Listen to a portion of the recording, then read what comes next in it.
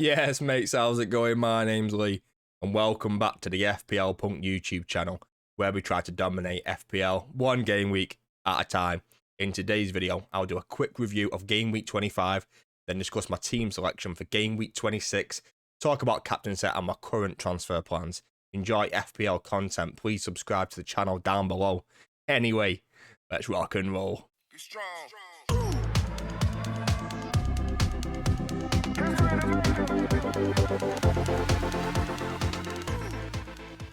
Right, mate, just going to do a quick recap of game week 25, and it's not been a great one so far. Even though I have got a green arrow, there's been a lot of blanks throughout the team, and my transfers just haven't really come off in the past couple of weeks. My overall rank has gone up to 18k. I've got 61 points so far this game week, which is 4 more than my safety score of 57, and I've got 1,720 total points. I'm recording this after the Liverpool game and during the Man United Spurs game, where Spurs are currently winning 1-0. Disappointing to go Pickford over Verbruggen, but I think I have to. I think Verbruggen's just so poor, and Brighton just aren't great defensively. Like, yeah, I can always got 10 points, but I'm still gonna back Pickford in any other game week. Trent came off earlier. However, he did bank the clean sheet points up against Wolves today. Gabriel with a 6-pointer, Huijsen with a 2-pointer. Very disappointing up against Southampton. I really thought that he was going to actually keep a minimum of a clean sheet. I did go Hall to Huijsen, which has cleared up some money for me, so I can make some moves moving forward. Palmer blanked yet again, and he's a strong consideration to be sold over the next few weeks. However, he is playing Leicester and I think Southampton over the next few games, so it might be it might be a case that I keep him for a couple of weeks and then maybe start thinking about selling him from game week 29, game week 30 onwards.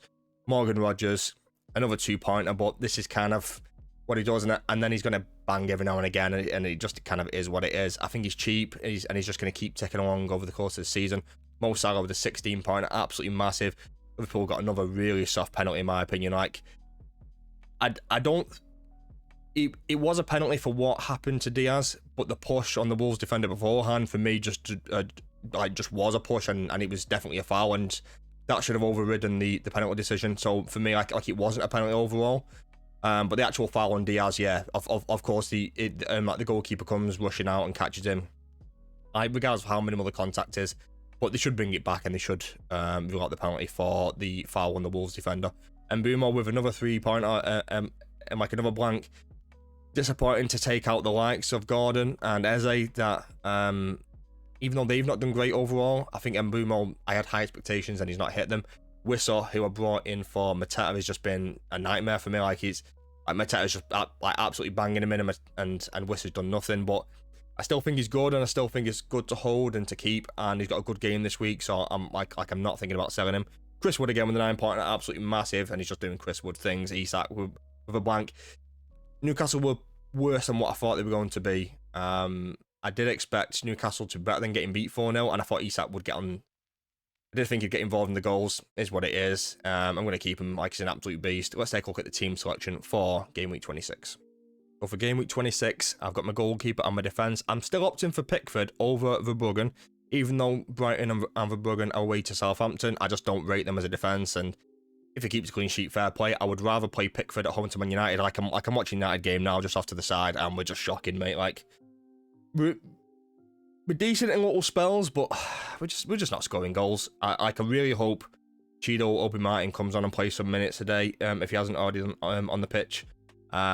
We just need something up front. Like, Højlund's more interested in fighting people, and Zirkzee is more like a number 10, 9.5 kind of position. So like, he's not going to score 25-30 goals in the league. I'd rather just bring in Chido Obi Martin, get the season over and done with, and start again next season. But it is what it is. The reason why I went Pickford originally is that he has got a fixture in game week 29 up against West Ham, which is a really good game, and I'm more than happy playing him in that game. Up next, we've got Trent away to Man City. Like, I know it's not a great game, but I don't have great options on the bench. I've got Anderson at home to Crystal Palace, where I don't think they'll keep a clean sheet, or we've got Vandenberg away to Leicester. Vandenberg is currently yellow flagged, so he might not even play, so I might just be forced just to play Trent, to be honest. And he has got good games after this as well. Newcastle's not a great game, but then Southampton, blank, and then Everton over the next 3. It's just a case of just playing him and just kind of see what he can get, and if he can get an attacking return, then absolutely buzzing. Gabriel's up next at home to West Ham. Great fixture for him, and I think even the Nottingham Forest away, Man United away, Chelsea at home fixtures, I think they're fine just to keep him and just to play in all those games. They've not been as great from set pieces as opposed to recent times, and maybe that will change over the next 5 games. And for me, it's like he's just such an easy hold. On to Højsund, at home to Wolves, Brighton, Spurs, Brentford, Ipswich after that, all good games. I'm more than happy playing Højsund in all of those games, and I think he's just an absolute beast. It's really hard to believe that Juventus sold him for 15 million when he's just such a promising quality defender. In terms of my actual team value, it's worth 103.8 million. I've got 1.5 in the bank. I've still got my assistant managership activated, who is on slot, who's also 1.5. So I've essentially got 3 million in the bank with 1 free transfer. Let's move on to the midfield. Moving on to the midfield, and first up, we've got Cole Palmer, who's been quite disappointing recently, but I think with Southampton and Leicester coming up very, very soon, I think you just have to keep him for those and just kind of see what happens. There is a strong consideration to keep Enzo as well and maybe play him against Southampton and Leicester. I just think there's other players that can potentially play. I have got a few players that are blanking in game week 29, but I might start moving more towards not free hitting in game week 29. And I have got some options to transfer maybe either Enzo or Morgan Rogers out for a couple of players that I'll discuss later on in the video. It might be a case that I'm forced to keep Cole Palmer because I'm not looking at free hitting in game week 29. Not as of right now anyway, like things might change and I might decide to free hit. But if I can maybe maneuver it and not have to free hit for game week 29 and maybe save that chip, that might be a better solution for me, and maybe use my free transfers to just try and maneuver that as best as I can. Brennan Boom has got a couple good games coming now, and I think this is his time to shine right now. Leicester away, Everton at home, Aston Villa at home again. I think Brentford are so good at home, and you can play him in any home fixture that like I'm not concerned about playing him. I brought Rodgers in specifically for the double, and he's blanked in the first one. Liverpool in the next game. It is what it is. He might not do anything. Let's just kind of see what happens. Strong consideration to be sold, and we'll discuss some transfer options later on in the video. But even if I do keep him, I don't mind playing him at home to Chelsea. I don't think Chelsea have looked great recently. I watched the Brighton-Chelsea game and I thought Chelsea were absolutely shocking. It's hard to believe they spend over £1 billion on that squad when it's basically Cole Palmer, Caicedo. That's pretty much it. I wouldn't really look at anyone else. Enzo Fernandez is shocking. The defense is terrible. Badiashile, 50 mil or whatever it was. Nicholas Jackson, hit and miss. Yeah, terrible squad, mate. And then Mo Salah, like the absolute constant in the team, the absolute machine. Even though he's got Man City away, he has played pretty well against Man City in the past. And if this is his last season in the Premier League, I think I want to go out on a high and show City who's boss. And it could be a good game for Salah this, when City have looked quite rocky. Even though they have stabilised a bit in recent times, where Salah can expose anybody. And if you're not in your A game, he could rip City apart, to be honest. So I have no issues keeping Salah, playing him for probably majority of the season. I don't know if I am going to sell him at any point in the season, but it might hit a point when it becomes quite late into the season where Liverpool basically won the league, he's getting less minutes, and it might be time to move off and start attacking other players. But as of right now, he's a beast and I'm keeping him. Next up is the forward line and my assistant managership on Arne Slot away to Man City. Strong consideration for much and for me to transfer Slot as well, but I'm not sure right now, and we'll discuss some kind of options in a second. Chris Wood, absolute machine. 3 really tough games coming now. Away to Newcastle, his old club. He scored a hat-trick against them in the past. Is this a game where he could kind of cause them some problems? Yeah, definitely. Like, he's still on penalties as well. Nottingham Forest aren't slowing down anywhere near as much as I thought they would do, especially when they got battered by Bournemouth. Like, I thought they might drop off, but they responded really well. Chris Wood, another goal in his last game against Fulham. Yeah, it's a beast. Yeah, not great fixtures against Arsenal, Man City, but he does play Ipswich in game week 29. And in that blank game week, I think you just need to keep him for that. Like I think if you're like me and you own him, you're basically kind of banking on that to kind of for him to bang in that Ipswich game. Up next is Wissa. Really disappointing over the last couple of games, but he's got Leicester and Everton in the next couple, followed by Villa, Bournemouth and Newcastle. And he's cheap enough that I can kind of let things slide. However, I do wish I kept Mateta, but it just kind of is what it is. He's not performed as well as I thought he was going to. He has had a couple of goals ruled out, and the one against Spurs in particular, like he just caught him off guard. It just bounced off him and went over the bar. He buries those usually. Still getting big chances, still getting shots away. The luck's just not been on his side, and I think it's only a matter of time before the luck is on his side, and it could come against Leicester. Let's just fingers crossed and let's hope for the best. Isak, home to Nottingham Forest. Good game for Isak. Good game for Newcastle. Any home game for Newcastle is still good. I can see this being kind of a mini goal fest in a way. I can see both teams scoring. I can see Chris Wood bagging a goal, Isak scoring. I think Newcastle will probably ultimately win the game, but I think Nottingham Forest will give them a lot of problems within that. Liverpool away after that, followed by West Ham at the blank, then Brentford. More than happy keeping him. I would like to keep Isak ideally, and if I can kind of maneuver around that blank, mainly because they do double in game week 32 and 33, I believe. So if I can maybe maneuver around that, then that would probably be best. But I'm not entirely sure right now about how I want to play. I don't really want to sell him, to be honest. I think he's just too good to sell. But overall, not the greatest forward line. I'm just hoping that Witter can do bits for me. So for my team, I think I've got two options really. I can either keep Slot versus Man City away, or I can transfer him to maybe... I'm looking at Arteta versus West Ham, or Rude. I don't even know what they're playing. Who the fuck are they playing?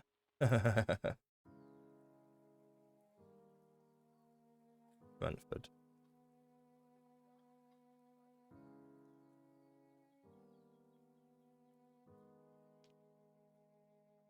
So for my team, I think I've got two main options. I can either keep Slot versus Man City away, or I can transfer him to either Arteta, who's up against West Ham, or I can go Ruud van Nistelrooy and Leicester up against Brentford.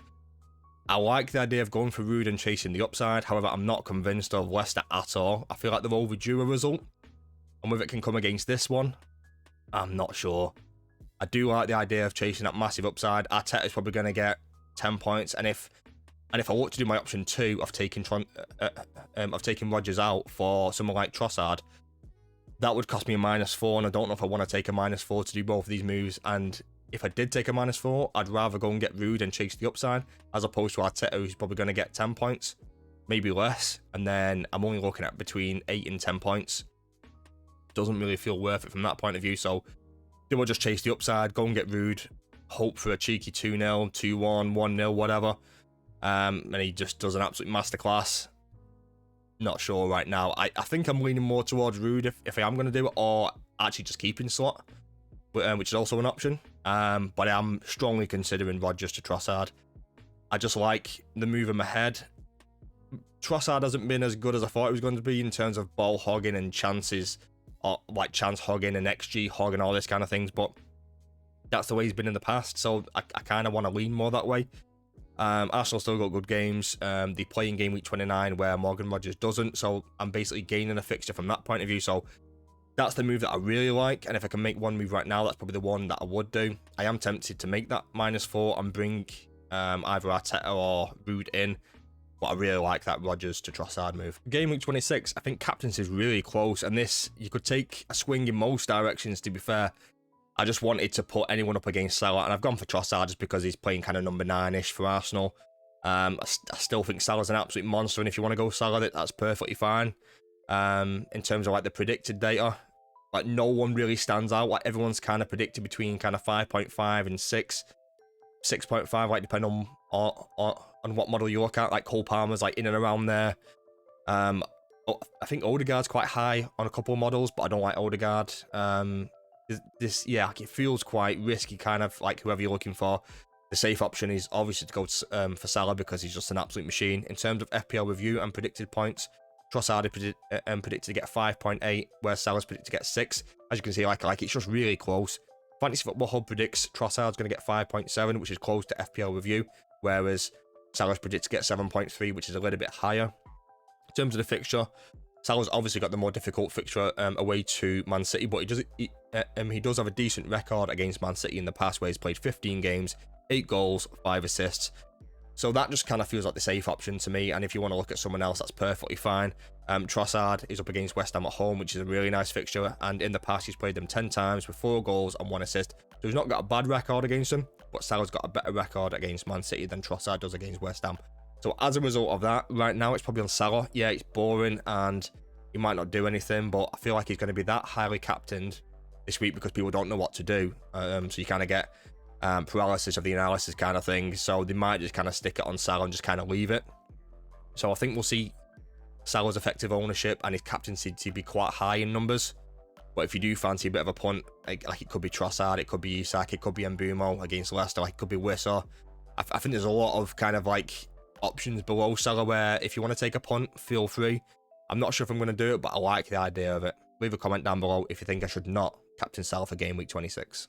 Right, mates, that's it for today's video. Hope you enjoyed. So today we did a quick recap of game week 25. It's not finished yet, but it is mostly. We've just got Liverpool versus Aston Villa to play for game week 25, and then we did a team selection for game week 26, looking at some transfer options, looking at my captaincy options, all that kind of usual jazz. If you enjoyed today's video, don't forget to subscribe, leave a like, and drop a comment down below. Have a good day. Good luck for game week 26. Peace and love.